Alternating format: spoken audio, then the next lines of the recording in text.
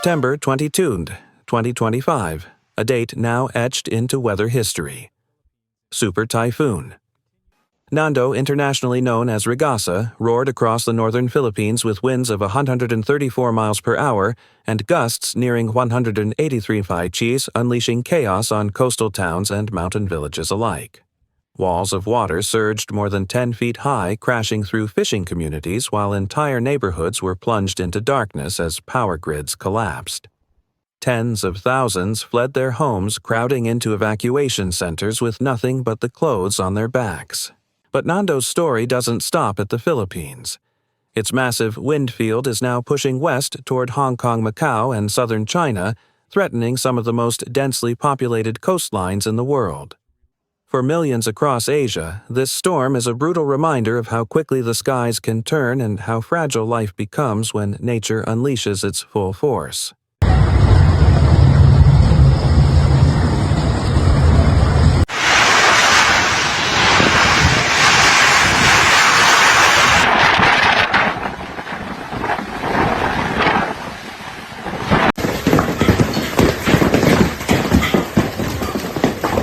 By the early hours of September 22nd, Super Typhoon Nando Regasa made its closest approach to the Babuyan Islands just off northern Luzon. The storm's eye wall slammed coastal communities with sustained winds over 130 menopsh, while gusts reaching 180 mph toppled power lines and splintered trees like matchsticks. Residents described waves more than 10 feet high crashing against seawalls, sweeping fishing boats into the streets as if they were toys. In Apari and Cagayan province, the sky turned a violent gray-green as windows rattled under relentless hail-like rain. Families who had ignored evacuation orders scrambled to rooftops when floodwaters rose waist-deep in less than an hour. The capital, Manila, hundreds of miles away, was not spared schools. Closed government offices, suspended operations, and flights were grounded as storm bands dumped torrents of rain across the city. As night fell, the scale of destruction grew clearer. More than 70,000 households lost electricity.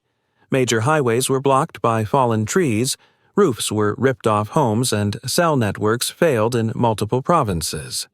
For millions, Nando's impact wasn't just measured in rainfall or wind speed.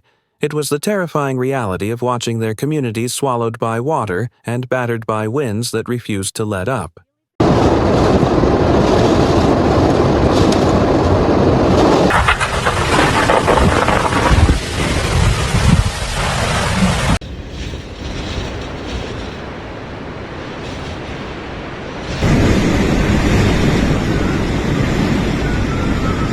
As Super Typhoon Nando ripped through northern Luzon, emergency hotlines lit up with thousands of calls. In Cagayan and Isabela, firefighters and Coast Guard units waded through chest-deep water carrying children on their shoulders while guiding elderly residents to inflatable rafts. Over 200,000 people were forced to evacuate, cramming into school gyms and community centers, now serving as makeshift shelters. The human stories told the storm's true weight. In the fishing town of Apari, a father held his toddler above his head as floodwaters swallowed their home, shouting for rescue crews who finally reached them hours later. In Tuguegarao City, neighbors formed a human chain to help an elderly woman cross a raging street current, her whispered prayers barely audible over the roar of the wind. Even the capital wasn't immune. In Metro Manila, stranded commuters slept inside train stations after transit systems shut down. Volunteers distributed bottled water, bread, and blankets while churches opened their doors for families who had lost everything. For many, the fear wasn't just the storm itself, but the uncertainty of what would come next. With power grids down, communication cut off, and food supplies running low, ordinary people became first responders, proving once again that resilience is born in the darkest hours. There's a big tree here. Should we move? Oh, here it comes.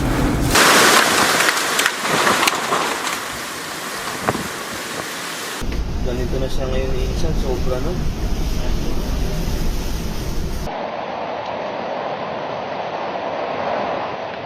Meteorologists describe Super Typhoon Nando as the result of a perfect storm setup.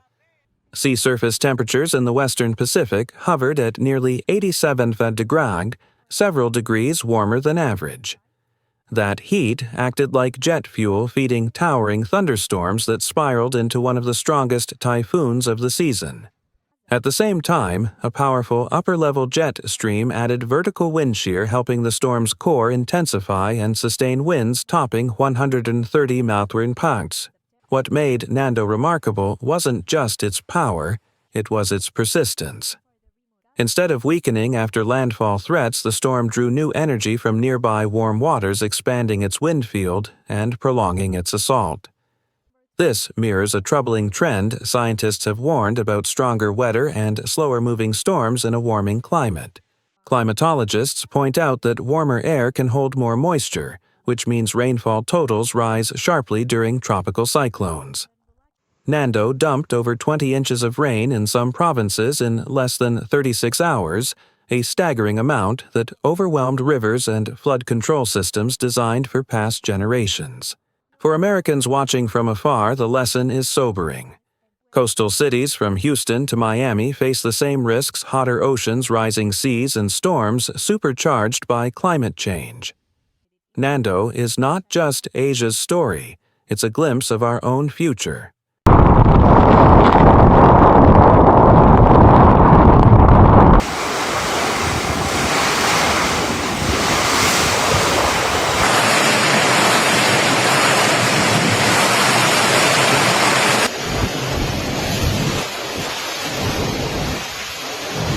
The statistics from Super Typhoon Nando are staggering, but it's the human stories that carry the most weight. At least dozens of lives were lost, with many more missing. Families returned to find their homes reduced to piles of timber and corrugated metal. For some, everything they had built over a lifetime was washed away in a single night. Yet, amid the tragedy, resilience shined through. In Tuguegarao, local teachers transformed classrooms into shelters, arranging rows of mats for families who had nowhere else to go.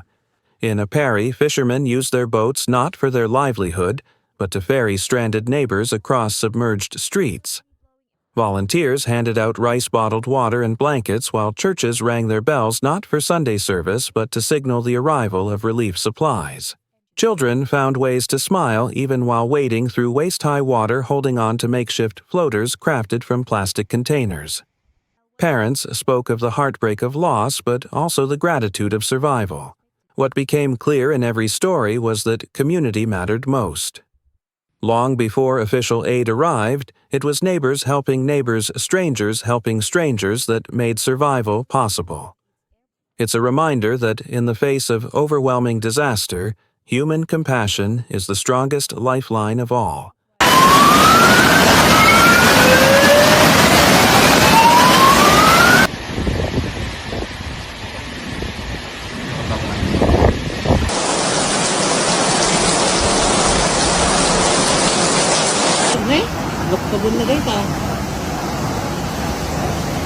Beyond the human toll, Super Typhoon Nando left behind an economic disaster that will be felt for years.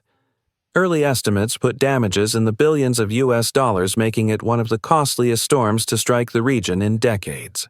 In Cagayan and Isabela, vast stretches of farmland once green with rice and corn were turned into muddy lakes. Farmers reported losing entire harvests overnight, jeopardizing both local food supplies and family incomes. Fishing communities along the northern coast saw boats shattered and nets swept out to sea, cutting off their only source of livelihood. Urban areas faced their own crisis. Thousands of vehicles were destroyed by flooding and hail, while power outages crippled businesses for days. Critical infrastructure took a beating. Bridges collapsed, highways were blocked by landslides, and water treatment plants sustained major damage. For a country already grappling with fragile infrastructure, the blow was devastating. Recovery, however, began almost immediately. Emergency funds were released, and construction crews worked around the clock to clear debris and restore basic services. International aid arrived in the form of food packs, generators, and medical supplies. Still, the road ahead is long. For many families, rebuilding will take months, even years, and the scars on the economy will outlast the storm.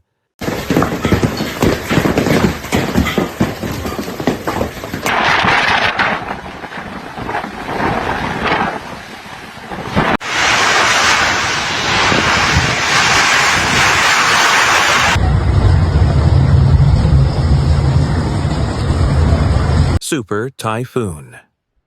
Nando wasn't just a storm, it was a meteorological outlier. Experts describe it as the product of a perfect storm of conditions: record-high sea surface temperatures in the western Pacific, an unusually strong monsoon surge, and upper-level winds that fueled explosive intensification. Satellite data confirmed ocean waters near the Philippines were more than 3 to 4 degrees Celsius above normal, providing vast amounts of energy for the system. Meteorologists also pointed to Nando's enormous wind field stretching hundreds of miles across, which explains why both coastal and inland regions experienced catastrophic impacts.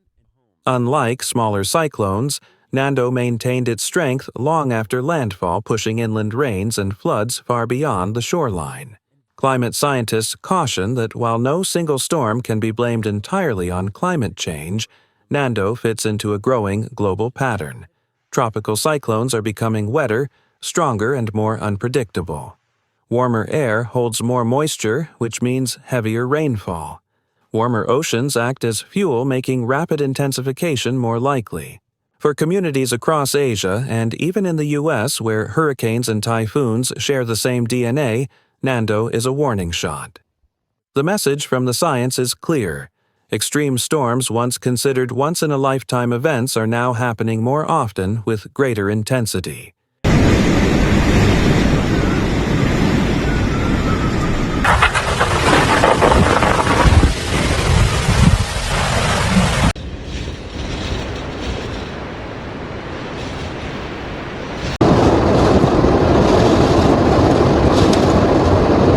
The devastation from Super Typhoon Nando highlights a truth that resonates far beyond the Philippines' preparedness saves lives. Communities can't stop storms of this magnitude, but they can reduce the toll by investing in smarter systems and stronger defenses. First, early warning networks need urgent upgrades. Many residents received alerts only minutes before floodwaters surged, leaving little time to evacuate. Expanding radar coverage, improving mobile alerts, and strengthening international forecasting partnerships could add critical hours of warning. Second, infrastructure resilience must be prioritized. From flood-resistant roads and bridges to sturdier power grids, every layer of society depends on structures that can withstand extreme weather. After Nando, dozens of bridges collapsed and treatment plants failed, proof that aging infrastructure is no match for modern storms. Third, public awareness and drills play a crucial role. Schools, workplaces, and local governments must rehearse evacuation routes and shelter protocols.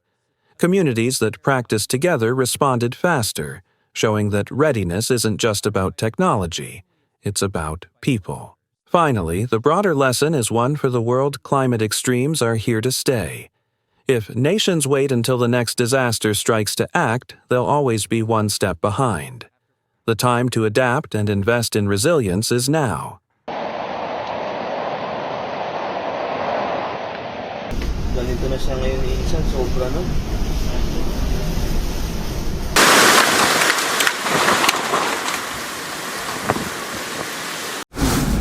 There's a big tree here. Should we move? Oh, here it comes. As of today, September 22nd, 2025, the scars left by Super Typhoon Nando remain fresh. Entire communities are still digging out from the mud, patching up shattered homes, and mourning loved ones. The lesson is unmistakable: storms of this scale are not just weather events, they are battles for survival. For Americans watching from thousands of miles away, the takeaway is deeply personal. What happened in the Philippines is a reminder that our own coasts, rivers, and cities are just as vulnerable. The Gulf, the Atlantic, even the heartland, none are immune when nature unleashes its full force. So let's not wait until the next headline hits home. Stay informed. Build a family emergency plan. Know your evacuation routes. And above all, never dismiss a warning. If this report opened your eyes, hit that like button, share this video with friends, and subscribe so you don't miss future updates. Because awareness isn't optional, it's survival.